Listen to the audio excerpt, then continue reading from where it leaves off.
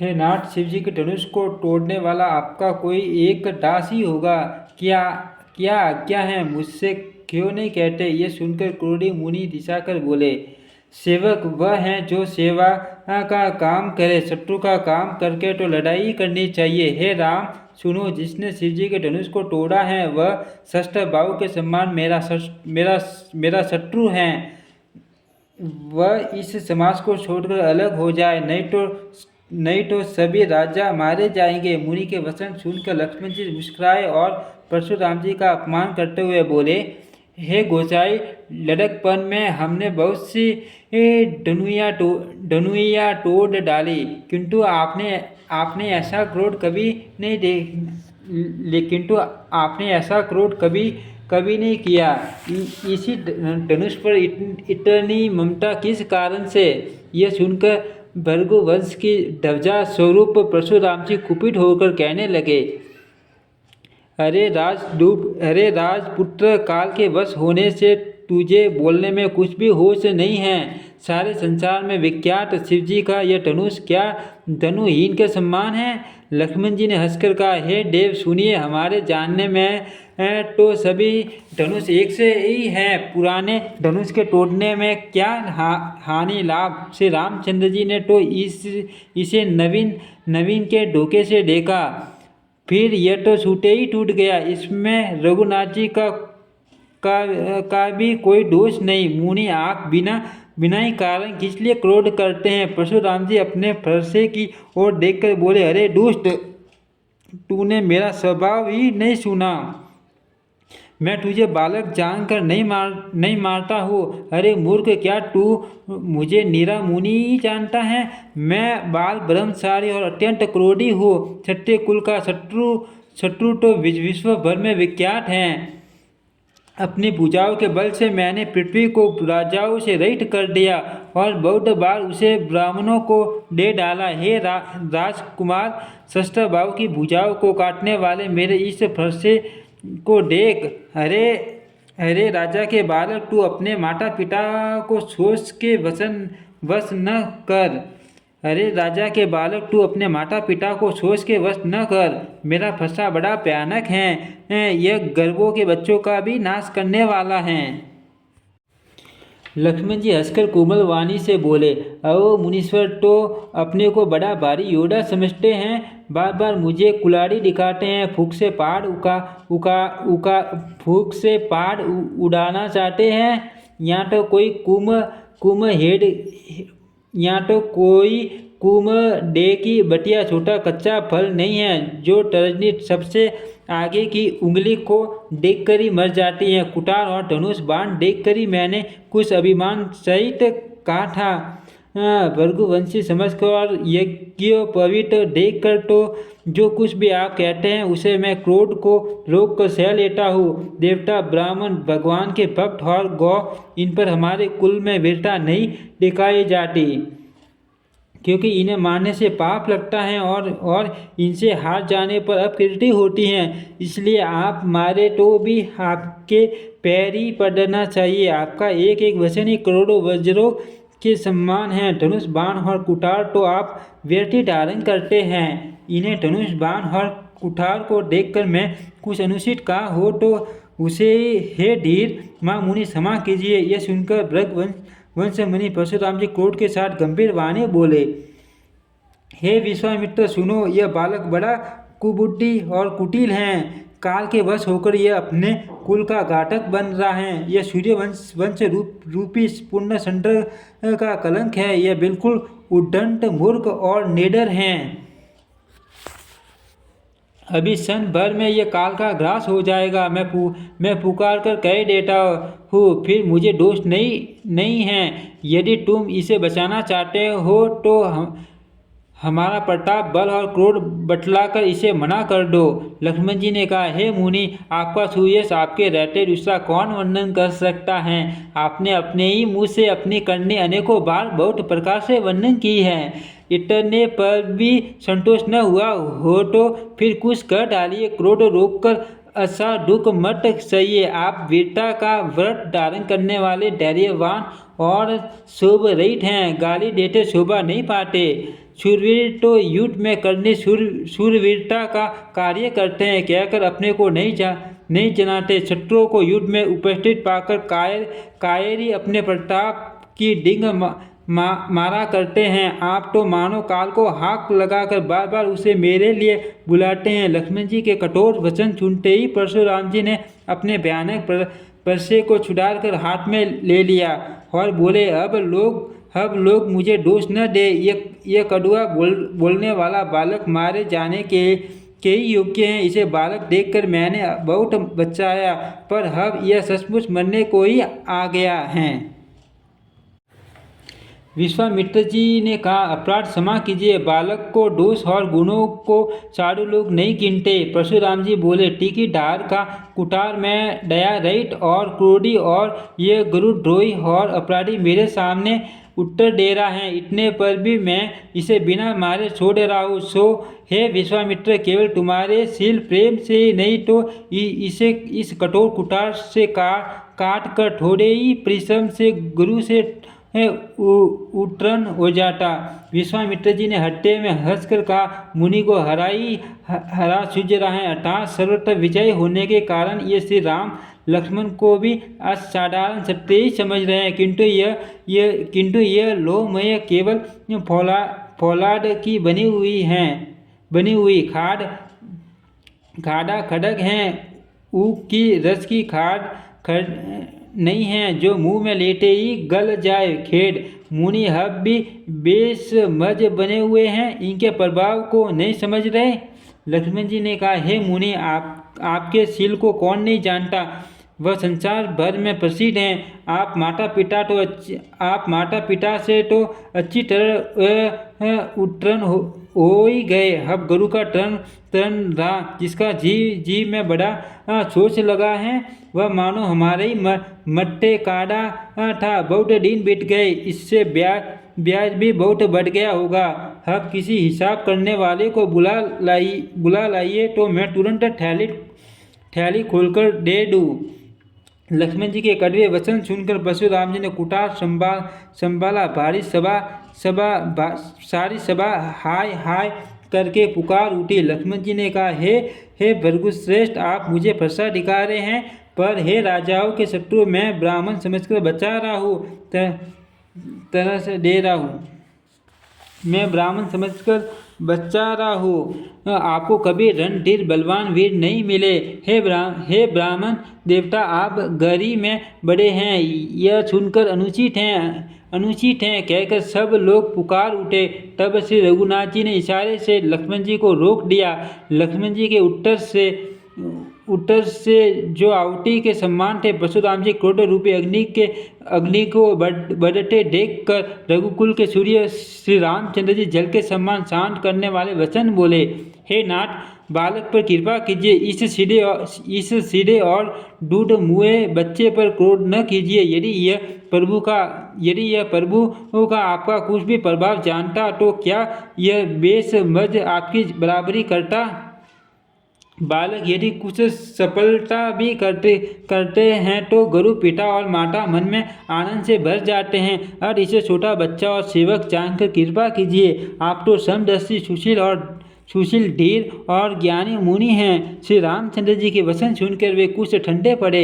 इतने में लक्ष्मण जी कुछ कहकर फिर मुस्कुरा दिए। उनको हंसते देखकर परशुराम जी के नक्शे शिखा तक सारे शरीर में क्रोध सा गया। उन्होंने कहा, हे राम, तेरा भाई बड़ा पापी है। यह शरीर से गोरा पर हड्डे का बड़ा काला है। यह विष मुख है, दूध मुआ नहीं, स्वभाव से ही टेढ़ा है, तेरा अनुसरण नहीं करता, तेरे जैसा शीलवान नहीं है। यह नीच मुझे काल के सम्मान नहीं देखता। लक्ष्मण जी ने हंसकर कहा, हे मुनि सुनिए, क्रोध आपका मूल है, जिसके वश में होकर मनुष्य अनुचित कर्म कर बैठते हैं और विश्व भर के प्रतिकूल चलते हैं, सबका अहित करते हैं। हे मुनिराज, मैं आपका दास हूँ। अब क्रोध त्याग कर दया कीजिए। टूटा हुआ धनुष क्रोध करने से जुड़ नहीं जाएगा। खड़े खड़े पैर दुखने लगे होंगे, बैठ जाइए। यदि धनुष अत्यंत प्रिय हो तो कोई उपाय किया जाए और किसी बड़े गुणी कारीगर को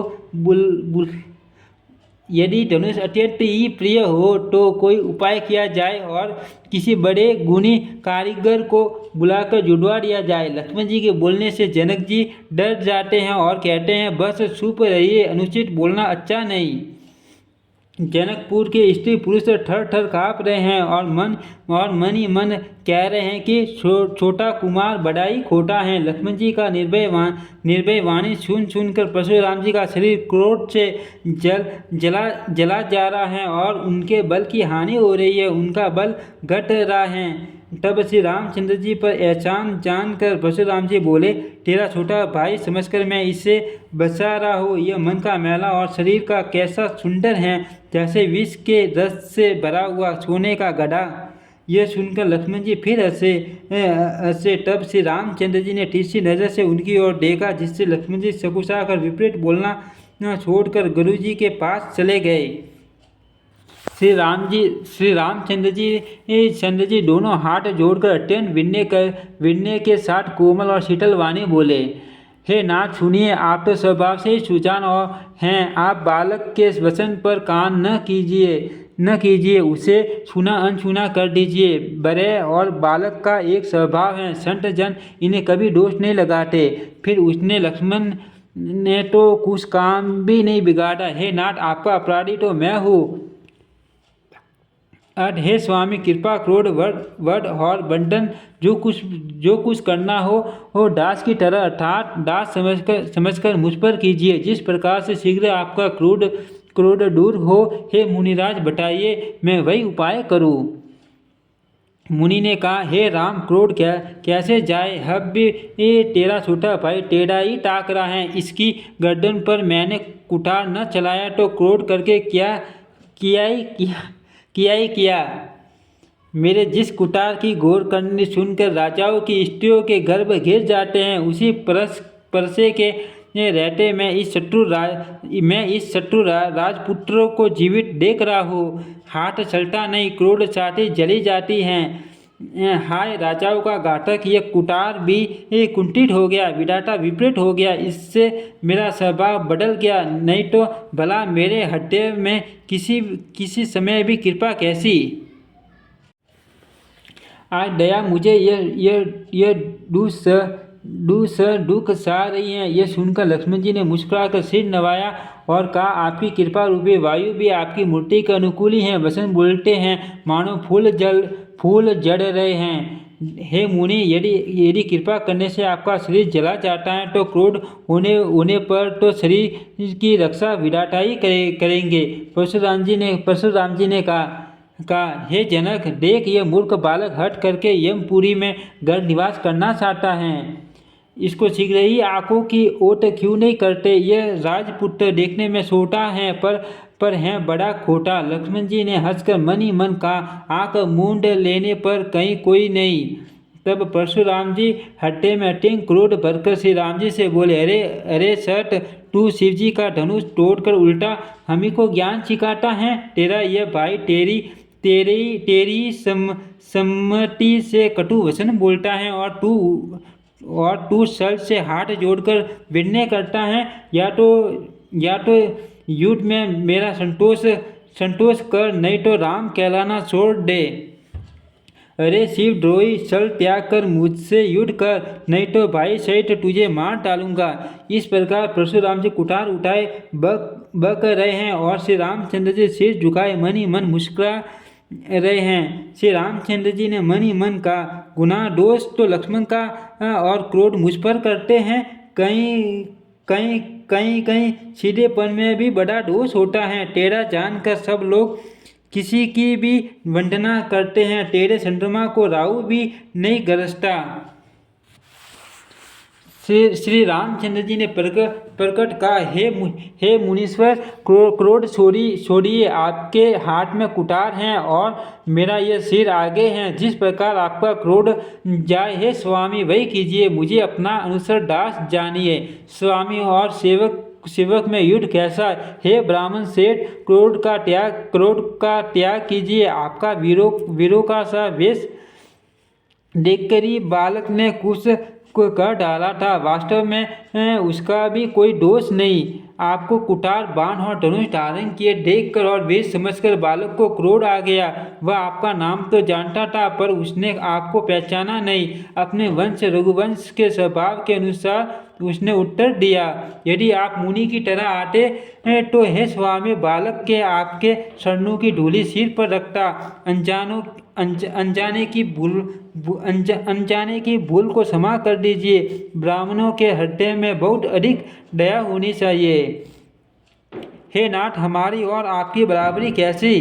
कहिए न कहाँ शरण और कहाँ मस्तक, कहाँ मेरा राम मात्र छोटा सा नाम और कहाँ आपका परशु सहित बड़ा नाम।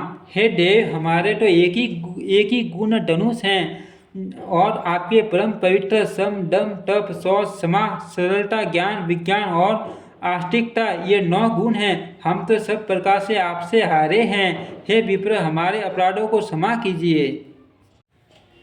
श्री रामचंद्र जी ने परशुराम जी को बार बार मुनि और विप्र कहा। तब भृगुपति परशुराम जी कुपित होकर अथवा क्रोध की हंसी हंस कर बोले, तू भी अपने भाई के समान ही टेढ़ा है। तू मुझे मेरा ब्राह्मण ही समझता है। मैं जैसा विप्र हूँ तुझे चुनाता हूँ। धनुष को स्टुवा बाण को आउटी और मेरे क्रोध को अत्यंत भयंकर अग्नि जान। छठुरंगिनी सेना सुंदर समिधाय यज्ञ में जलाई जाने वाली लकड़ियाँ हैं। बड़े बड़े राजा उसमें आकर बलि के पशु हुए हैं, जिनको मैंने इसी फरसे से काट कर बलि दिया है। ऐसे करोड़ों जप युक्त रण यज्ञ मैंने किए हैं, अर्थात जैसे मंत्रोच्चारण पूर्वक स्वा शब्द के साथ आहुति दी जाती है, उसी प्रकार मैंने पुकार कर राजाओं की बलि दी है। मेरा प्रभाव तुझे मालूम नहीं, इसी से तू ब्राह्मण के धोखे में मेरा निरादर करके बोल रहा है। धनुष तोड़ डाला, इससे तेरा घमंड बहुत बढ़ गया है। ऐसा अहंकार है मानो संसार को जीतकर खड़ा है। श्री रामचंद्र जी ने कहा, हे मुनि, विचार कर बोलिए। आपका क्रोध बहुत बड़ा है और मेरी भूल बहुत छोटी है। पुराना धनुष था, छूटे ही टूट गया। मैं किस कारण अभिमान करूं? हे भृगुनाथ, यदि हम सचमुच ब्राह्मण कहकर निरादर करते हैं तो यह सत्य सुनिए। फिर संसार में ऐसा कौन योद्धा है जिसे हम डर के मारे मस्तक नवाए? देवता, दैत्य, राजा या और बहुत से योद्धा वे चाहे बल में हमारे बराबर हो चाहे अधिक बलवान हो, यदि रण में हमें कोई भी ललकारे तो हम उससे सुखपूर्वक लड़ेंगे, चाहे काली क्यों न हो। क्षत्रिय का शरीर डर कर जो युद्ध में डर गया, उस नीच ने अपने कुल पर कलंक लगा दिया। मैं स्वभाव से ही कहता हूँ, कुल की प्रशंसा करके नहीं, कि रघुवंशी रण में काल से भी नहीं डरते। ब्राह्मण वंश की ऐसी ही प्रभुता महिमा है कि जो आपसे डरता है वह सबसे निर्भय हो जाता है, अथवा जो भय रहित होता है वह भी आपसे ही डरता है। श्री रघुनाथ जी के कोमल और रहस्यपूर्ण वचन सुनकर परशुराम जी की बुद्धि के पर्दे खुल गए। परशुराम जी ने कहा, हे राम, हे लक्ष्मीपति, धनुष को हाथ में अथवा लक्ष्मीपति विष्णु का धनुष लीजिए और इसे खींचिए, जिससे मेरा संदेह मिट जाए। परशुराम जी धनुष देने लगे, तब वह आप ही चला गया। तब परशुराम जी के मन में बड़ा आश्चर्य हुआ। तब उन्होंने श्री राम जी का प्रभाव जाना, जिसके कारण उनका शरीर पुलकित और प्रफुल्लित हो गया। वे हाथ जोड़कर वचन बोले, प्रेम उनके हृदय में समाता न था। हे रघुकुल रूपी कमल वन के सूर्य, हे राक्षसों के कुल रूपी घने जंगलों को जलाने वाले अग्नि, आपकी जय हो। हे देवता, ब्राह्मण और गौ का हित करने वाले, आपकी जय हो। हे मद मोह क्रोध और भ्रम के हरने वाले, आपकी जय हो। हे विनयशील, कृपा आदि गुणों के समुद्र और वचनों की रचना में अत्यंत चतुर, आपकी जय हो। हे सेवकों को सुख देने वाले, सब अंगों से सुंदर और शरीर में करोड़ों कामदेवों की सभी धारण करने वाले, आपकी जय हो। मैं एक मुख से आपकी क्या प्रशंसा करूं। हे महादेव जी के मन रूपी मानसरोवर के हंस, आपकी जय हो। मैंने अनजाने में आपको बहुत से अनुचित वचन कहे। हे क्षमा के मंदिर दोनों भाई, मुझे क्षमा कीजिए। हे रघुकुल के पटाका स्वरूप श्री रामचंद्र जी आपकी जय हो, जय हो, जय हो। ऐसा कहकर परशुराम जी तप के लिए वन को चले गए। यह देखकर दुष्ट राजा लोग बिना ही कारण के मन कल्पित डर से रामचंद्र जी से तो परशुराम जी भी हार गए। हमने इनका अपमान किया था, अब कहीं ये उसका बदला न ले, इस व्यर्थ के डर से डर गए। वे कायर रूप के से जहाँ तहाँ भाग गए। देवताओं ने नगाड़े बजाए, वे प्रभु के ऊपर फूल बरसाने लगे। जनकपुर के स्त्री पुरुष सब हर्षित हो गए। उनका मोहमय अज्ञान से उत्पन्न शूल मिट गया। खूब जोर से बाजे बजने लगे। सभी ने मनोमंगल साज सजे। सुंदर मुख और सुंदर नेत्रों वाली तथा कोयले के समान मधुर बोलने वाली स्त्रियां झुंड मिलकर सुंदर गान करने लगी। जनक जी के सुख का वर्णन नहीं किया जा सकता, मानो जन्म का दरिंदरी धन का खजाना पा गया हो। सीता जी का भय जाता रहा। वे ऐसी सुखी हुई जैसे चंद्रमा के उदय होने से चकोर की कन्या सुखी होती हैं। जनक जी ने विश्वामित्र जी को प्रणाम किया और कहा प्रभु हीन की कृपा से श्री रामचंद्र जी ने धनुष तोड़ा। दोनों भाइयों ने मुझे कृतार्थ कर दिया। हे स्वामी, अब जो उचित हो सो कहिए। मुनि ने कहा, हे चतुर नरेश, सुनो, ये तो विवाह धनुष के अधीन था। धनुष के टूटते ही विवाह हो गया। देवता, मनुष्य और नाग सब किसी को यह मालूम है। तथापि तुम जाकर अपने कुल का जैसा व्यवहार हो, ब्राह्मणों को कुल के बूढ़ों और गरुओं से पूछकर और वेदों में वर्णित जैसा आचार हो वैसा करो। जाकर अयोध्या को दूत भेजो, जो राजा दशरथ को बुला लावे। राजा ने प्रसन्न होकर कहा, हे कृपालु, बहुत अच्छा, और उसी समय दूतों को बुलाकर भेज दिया। फिर सब महाजनों को बुलाया और सबने आकर राजाओं को आदरपूर्वक सिर नवाया। राजा ने कहा, बाजार, रास्ते, घर, दिवाली और सारे नगर को चारों ओर से सजाओ। महाजन प्रसन्न होकर चले और अपने अपने घर आए। फिर राजा ने नौकरों को बुला भेजा और उन्हें आज्ञा दी कि विचित्र मंडप सजाकर तैयार करो। यह सुनकर वे सब राजाओं के वचन सिर पर धरकर और सुख पाकर चले। उन्होंने अनेक कारीगरों को बुला भेजा जो मंडप बनाने में कुशल और चतुर थे। उन्होंने ब्रह्मा की वंदना करके कार्य आरंभ किया और पहले सोने के केले के खंभे बनाए। हरी मनियों, पन्ने के पत्ते और फल बनाए तथा पंचा राग मनियों के मानिक के फूल बनाए। मंडप की अत्यंत विचित्र रचना देखकर ब्रह्मा का मन भी भूल गया। बाँस सब हरी मनियों, पन्ने के सीधे और गांठों से युक्त ऐसे बनाए जो पहचाने नहीं जाते कि मनियों के हैं या साधारण। सोने की सुंदर नागबेली, पान की लता बनाई जो पट्टों सहित ऐसी भली मालूम होती थी कि पहचानी नहीं जाती। उसी नागबेली के रसकर और पच्चीकारी करके बांधने की रस्सी बनाए। बीच में मोतियों की सुंदर झालरें हैं। मानिक, पन्ने, हीरे और फिरोजे इन रथों को चीरकर कोरकर और पच्चीकारी करके इनके लाल, हरे, सफ़ेद और फिरोजी रंग के कमल बनाए। बहरे और बहुत रंगों के पक्षी बनाए जो हवा के सहारे गूंजते और कूदते हैं। खंभों पर देवताओं की मूर्तियां गढ़कर निकाली जो सब मंगल द्रव्य लिए खड़ी थी। गजमुक्ताओं के सज स्वामी ने अनेकों तरह के शौक पुराए। नीलमणि को कोरकर अत्यंत सुंदर आम के पत्ते बनाए। सोने के भौर, आम के फूल और रेशम की डोरी बंधे हुए पन्ने के बने फलों के गुच्छे सुशोभित हैं। ऐसे सुंदर और उत्तम बंधन वार बनाए मानो कामदेव ने फंदे सजाए हो। अनेकों मंगल कलश और सुंदर ध्वजा, पताका, पर्दे और स्वर बनाए जिसमें मणियों के अनेकों सुंदर दीपक हैं। उस विशिष्ट मंडप का तो वर्णन ही नहीं किया जा सकता। जिस मंडप में श्री ये जानकी जी दुल्हन होगी। किस कवि की ऐसी बुद्धि जो उसका वर्णन कर सके। जिस मंडप में रूप और गुणों के समुद्र से रामचंद्र जी डूले होंगे वह मंडप तीनों लोकों में प्रसिद्ध होना ही चाहिए। जनक जी के महल की जैसी शोभा है वैसी ही शोभा नगर के प्रत्येक घर की दिखाई देती है। उस समय जिसने टिरउट को देखा उसे स्वर्ण भुवन टूस जान पड़े। जनकपुर में नीच के घर भी उस समय जो संपदा सुशोभित थी उसे देखकर इंद्र भी मोहित हो जाता था। जिस नगर में साक्षात लक्ष्मी जी कपट से स्त्री का सुंदर वेश बनाकर बसती हैं उस पुर की शोभा का वर्णन करने में सरस्वती और शेष भी सकुचाते हैं। जनक जी के दूत श्री रामचंद्र जी पवित्र पूरी अयोध्या में बहुत से सुंदर नगर देखकर वे हर्षित हुए।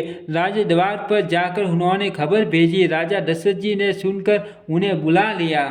दूतों ने प्रणाम करके चिट्ठी दी। प्रसन्न होकर राजा ने स्वयं उठकर उसे लिया। चिट्ठी बांटते समय उनके नेत्रों में जल प्रेम और आनंद के आंसू सा गया। शरीर पुलकित हो गया और छाती भर आई। हड्डे में राम और लक्ष्मण हैं, हाथ में सुंदर चिट्ठी है। राजा उसे हाथ में लिए ही रह गए। खट्टी मीठी कुछ भी कह न सके। फिर धीरज धरकर उन्होंने पत्रिका पढ़ी। सारी सभा सच्ची बात सुनकर हर्षित हो गई। भरत जी अपने मित्रों और भाई शत्रुघ्न के साथ जहाँ खेलते थे वहीं समाचार पाकर वे आ गए। बहुत प्रेम से सकुचाते हुए पूछते हैं, पिताजी चिट्ठी कहाँ से आई? हमारे प्राणों से प्यारे दोनों भाई कहिए सकुशल तो हैं और वे किस देश में हैं? छने से छने ये वचन सुनकर राजा ने फिर से चिट्ठी पढ़ी।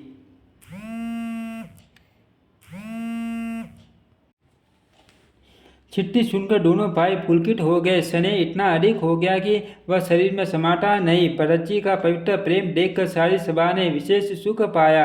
तब राजा दूतों को पास बैठा कर मन को हरने वाली मीठे वचन बोले। भैया कहो, दोनों बच्चे कुशल से तो हैं? तुमने अपनी आंखों से उन्हें अच्छी तरह देखा है न? सांवले और गोरे शरीर वाले वे धनुष और तरकस धारण किए रहते हैं। किशोर अवस्था है। विश्वामित्र मुनि के साथ हैं। तुम उनको पहचानते हो तो उनका स्वभाव बताओ। राजा प्रेम के विशेष वश होने से बार बार इस प्रकार कह पूछ रहे हैं। भैया, जिस दिन से मुनि उन्हें लीवा ले गए तब से आज ही हमने सच्ची खबर पाई। कहो तो महाराज जनक ने उन्हें कैसे पहचाना? ये प्रिय प्रेम भरे वचन सुनकर दूत मुस्कुराए। दूतों ने कहा, हे राजाओं के मुकुटमणि, सुनिए, आपके सम्मान धन्य और कोई नहीं, जिनके राम लक्ष्मण जैसे पुत्र हैं, जो दोनों विश्व के विभूषण हैं। आपके पुत्र पूछने योग्य नहीं हैं। वे पुरुष सिंह तीनों लोकों के प्रकाश स्वरूप हैं, जिनके यश के आगे चंद्रमा मलिन और प्रताप के आगे सूर्य शीतल लगता है। हे नाथ, उनके लिए आप कहते हैं कि उन्हें कैसे पहचाना?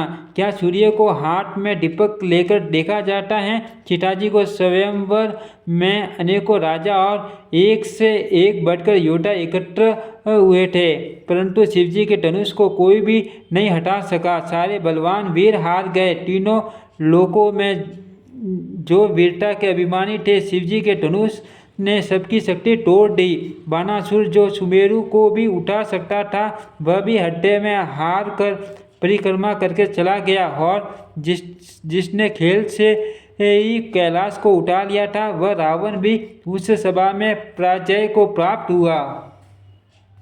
हे महाराज सुनिए, वहाँ जहाँ ऐसे योद्धा हार मान गए, रघुवंश मणि श्री रामचंद्र जी ने ही बिना ही प्रयास शिवजी के धनुष को वैसे ही तोड़ डाला जैसे हाथी कमल की डंडी को तोड़ डालता है।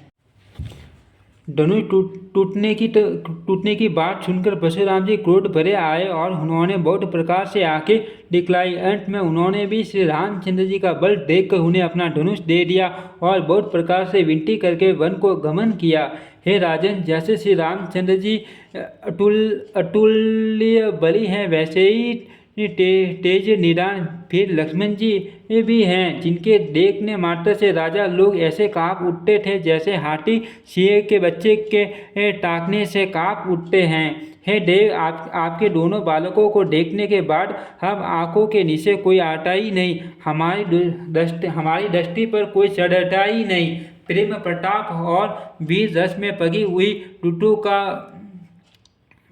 दुटों की वचन रचना सबको बहुत प्रिय लगी। सभा सहित राजा प्रेम में मगन हो गए और दूतों को निशावर देने लगे। उन्हें निशावर देते देखकर ये नीति विरुद्ध हैं ऐसा कहकर दूत अपने हाथों से कान मुड़ने लगे। धर्म को विचार कर उनका धर्मयुक्त बर्ताव देखकर सभी ने सुख माना।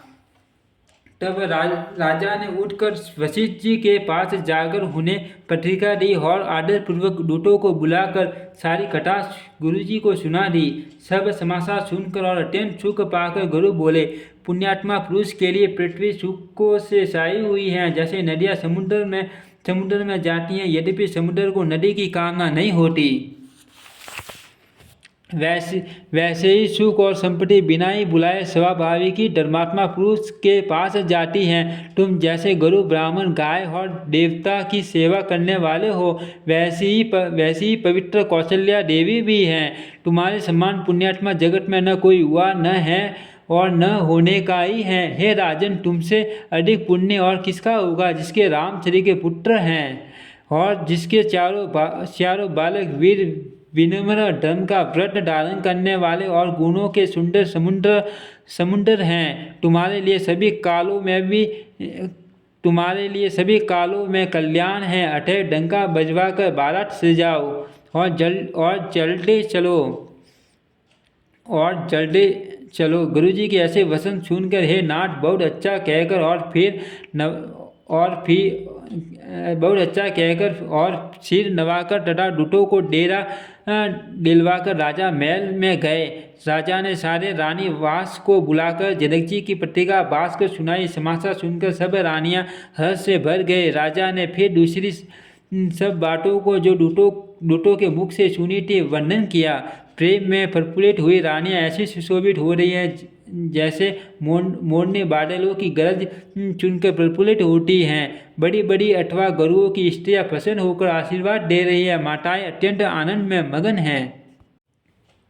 उस अत्यंत प्रिय पत्रिका को आपस में लेकर सब हृदय से लगाकर साथी शीतल करती है। राजाओं में श्रेष्ठ दशरथ जी ने श्री राम लक्ष्मण की कीर्ति और करनी का बारंबार वर्णन किया। यह सब मुनि की कृपा है ऐसे कहकर वे बाहर चले आए। तब रानियों ने ब्राह्मणों को बुलाया और आनंद सहित उन्हें दान दिए। श्रेष्ठ ब्राह्मण आशीर्वाद देते हुए चले। फिर भिक्षुकों को बुलाकर करोड़ों प्रकार की निशावरें उनको दी। चक्रवर्ती महाराज दशरथ के चारों पुत्र चिरंजीवी हो, यो कहते हुए वे अनेक प्रकार के सुंदर वस्त्र पहन कर चले। आनंदित होकर नगाड़े वालों ने बड़े जोर से नगाड़ों पर चोट लगाई। सब लोगों ने जब ये समाचार पाया तब घर घर बढ़ावे होने लगे। लोक में उत्साह बढ़ गया कि जानकी जी और श्री रघुनाथ जी का विवाह होगा। ये शुभ समाचार पाकर लोग प्रेम मगन हो गए और राष्ट्रीय घर तथा गलियां सजाने लगे। यद्यपि अयोध्या सदा सुहावनी है क्योंकि वह श्री राम जी की मंगलमय पवित्र पूरी है, तथापि प्रीति होने पर वह सुंदर मंगल रचना से सजाई गई।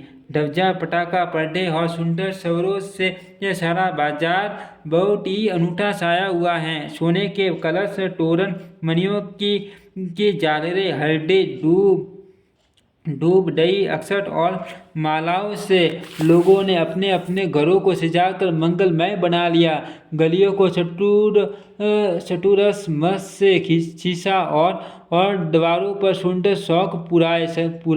चंदन, केश पर कस्तूरी और कपूर से बने हुए एक सुगंधित द्रव्य को चतुर सम कहते हैं।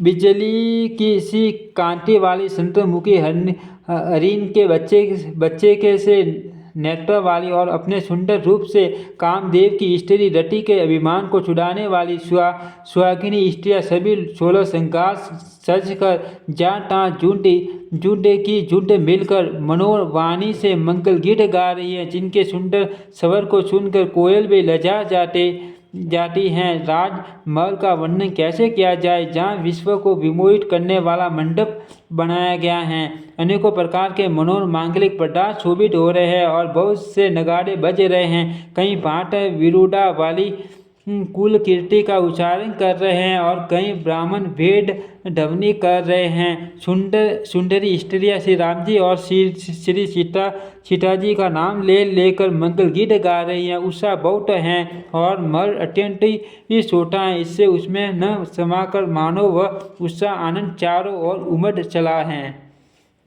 दशरथ के महल की शोभा का वर्णन कौन कभी कर सकता है, जहाँ समस्त देवताओं के शिरोमणि रामचंद्र जी ने अवतार लिया है।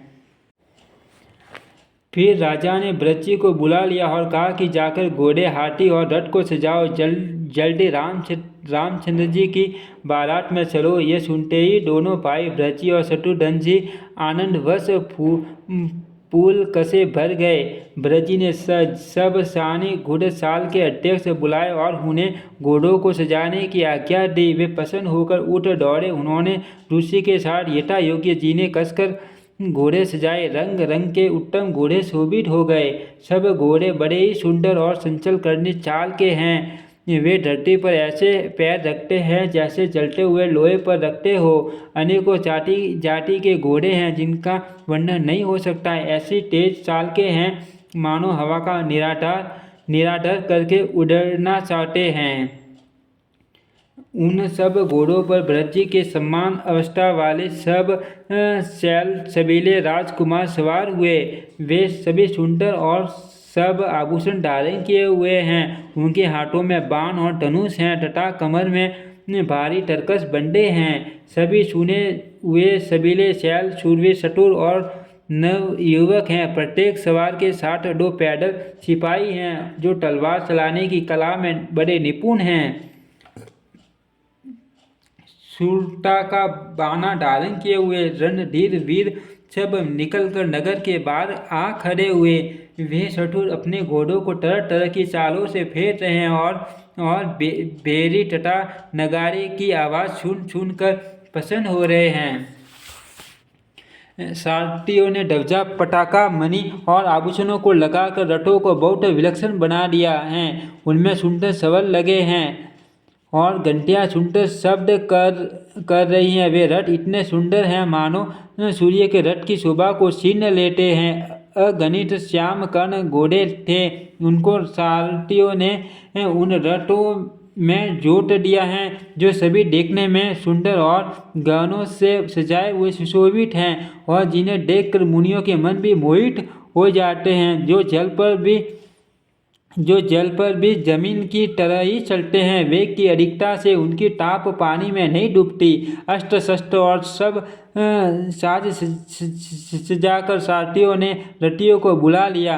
रथों पर चढ़ कर बारात नगर के बाहर जुटने लगी। जो जिस काम के लिए जाता है सभी को सुंदर शकुन होते हैं। श्रेष्ठ आरतियों पर सुंदर अंबारियाँ पड़ी हैं। वे जिस प्रकार सजाई गई थी सो कहा नहीं जा सकता। मठ वाले हाथी घंटों से सुशोभित होकर घंटे बजाते हुए चले मानो सावन के सुंदर बादलों के समूह गरजते हुए जा रहे हो। सुंदर पालकियाँ सुख से बैठने योग्य तामजान जो कुर्सी नुमा होते हैं और रथ आदि और भी अनेकों प्रकार की सवारियाँ हैं। उन पर श्रेष्ठ ब्राह्मणों के समूह चढ़कर चले मानो सब वेदों के चंड ही शरीर धारण किए हुए हो। मागध शुद्ध भाट और गुण गाने वाले सब जो जिस योग्य थे वैसी ही सवारी पर चढ़कर चले। बौद्ध जातियों के खच्चर, ऊँट और बैल असंख्य प्रकार की वस्तुएं लाद कर चले। कार करोड़ों कावरे लेकर चले। उनमें अनेकों प्रकार की इतनी वस्तुएं थी कि जिनका वर्णन कौन कर सकता है। सब सेवकों के समूह अपना अपना साज समाज कर बनाकर चले। सबके हृदय में अपार हर्ष हैं और शरीर पुल कसे भरे हैं। सबको एक ही लालसा लगी हैं कि हम श्री राम लक्ष्मण दोनों भाइयों को नेत्र भरकर कब देखेंगे। हाथी गरज रहे हैं, उनके घंटों की भीषण ध्वनि हो रही है। चारों ओर रथों की गड़गड़ाहट और घोड़ों की हिनहिनाहट हो रही है। बादलों का निरादर करते हुए नगाड़े घोर शब्द कर रहे हैं। किसी को अपनी पराई कोई बात कानों से सुनाई नहीं देती। राजा दशरथ के दरवाजे पर इतनी भारी भीड़ हो रही है कि वहाँ पत्थर फेंका जाए तो वह भी फिसलकर धूल हो जाए। अटारियों पर सड़ी स्त्रियां मंगल थालों में आरती लिए देख रही हैं और नाना प्रकार के मनोहर गीत गा रही हैं। उनके अत्यंत आनंद का बखान नहीं हो सकता। तब सुमंत्र जी ने 2 रथ सजाकर उनमें सूर्य के घोड़ों को भी मात करने वाले घोड़े जोटे। दोनों सुंदर रथ वे राजा दशरथ के पास ले आए, जिनकी सुंदरता का वर्णन सरस्वती से भी नहीं हो सकता। एक रथ पर राजसी सामान सजाया गया और दूसरा जो तेज का पुंज और अत्यंत ही शोभायमान था। उस सुंदर रथ पर राजा वशिष्ठ जी को हर्षपूर्वक चढ़ाकर फिर स्वयं शिव, गुरु, गौरी, पार्वती और गणेश जी का स्मरण करके दूसरे रथ पर चढ़े। वशिष्ठ जी के साथ जाते हुए राजा दशरथ जी कैसे शोभित हो रहे हैं, जैसे देव गुरु बृहस्पति के साथ इंद्र हो। वेद की विधि से और कुल की रीति के अनुसार सब कार्य करके तथा सबको सब प्रकार से सजे देख कर श्री रामचंद्र जी का स्मरण करके गुरु की आज्ञा पाकर पृथ्वीपति दशरथ जी शंख बजाकर चले। बारात देकर देवता हर्षित हुए और सुंदर मंगलदायक फूलों की वर्षा करने लगे। बड़ा शोर मच गया। घोड़े और हाथी गरजने लगे। आकाश में और बारात में दोनों जगह बाजे बजने लगे। गणाएं और मनुष्यों की स्त्रियां सुंदर मंगल गान करने लगी और रसीले राग से शहनाइयाँ बजने लगी। घंटे घंटियों की ध्वनियाँ वर्णन नहीं हो सकता। पैदल चलने वाले सेवक गण अथवा पट्टेबाज कसरत के खेल कर रहे हैं और फहरा रहे हैं। आकाश में ऊंचे उछलते हुए जा रहे हैं। हंसी करने में निपुण और सुंदर गाने में चतुर विदूषक मत्स्यखरे तरह तरह के तमाशे कर रहे हैं। सुंदर राजकुमार मरगढ़ और नगाड़े के शब्द सुनकर घोड़ों को उन्हीं के अनुसार इस प्रकार नचा रहे हैं कि वे ताल के बंडान से जरा भी दिखते नहीं। चतुर नट चकित होकर यह देख रहे हैं। बारात ऐसी बनी है कि उसका वर्णन करते नहीं बनता। सुंदर शुभदायक शकुन हो रहे हैं। नीलकंठ पक्षी बाई और चारा ले रहा है, मानो संपूर्ण मंगलों की सूचना दे रहा हो। डाइनी और कौवा सुंदर खेत में शोभा पा रहा है। नेवले का दर्शन भी सब किसी ने पाया। तीनों प्रकार की शीतल मंद सुगंधित हवा अनुकूल दिशा में चल रही है। श्रेष्ठ सुहागिनी स्त्रियां भरे हुए घड़े और गोद में बालक लिए आ रही हैं। लोमड़ी फिर कर बार बार दिखाई दे जाती हैं। गाय सामने खड़े बछड़ों को दूध पिलाती हैं। हरिणों की टोली बाई ओर से घूमकर दाहिनी ओर से आई, मानो सभी मंगलों का समूह दिखाई दिया। सेमकारी सफ़ेद सिर वाली सिर विशेष रूप से सेम कल्याण कह रही हैं। श्यामा बाई और सुंदर पेड़ पर दिखाई पड़ी। दही मछली और 2 विद्वान ब्राह्मण हाथ में पुस्तक लिए हुए सामने आए। सभी मंगलमय, कल्याणमय और मनोवांछित फल देने वाले शकुन मानो सच्चे होने के लिए एक ही साथ हो गए। स्वयं शकुन ब्रह्मा जिसके सुंदर पुत्र हैं, उसके लिए सब मंगल शकुन सुलभ हैं। जहाँ श्री रामचंद्र जी सरीखे दूल्हा और सीता जी जैसी दुल्हन हैं तथा दशरथ जी और जनक जी जैसे पवित्र संबंधी हैं। ऐसा ब्याह सुनकर मानो सभी शकुन नाच उठे और कहने लगे, हाँ, ब्रह्मा जी ने हमको सच्चा कर दिया। इस तरह बारात ने प्रस्थान किया। घोड़े हाथी गरज रहे हैं और नगाड़ों पर चोट लग रही हैं। सूर्य वंश के पताका स्वरूप दशरथ जी को आते हुए जानकर जनक जी ने नदियों पर पुल बनवा दिए। बीच में ठहरने के लिए सुंदर घर पड़ाव बनवा दिए, जिनमें देवलोक के सम्मान संपदा शाही हैं और जहाँ बारात के सब लोग अपने अपने मन की पसंद के अनुसार सुहावने उत्तम भोजन बिस्तर और वस्त्र पाते हैं। मन के अनुकूल नृत्य नए सुखों को देखकर सभी बारातियों को अपने घर भूल गए।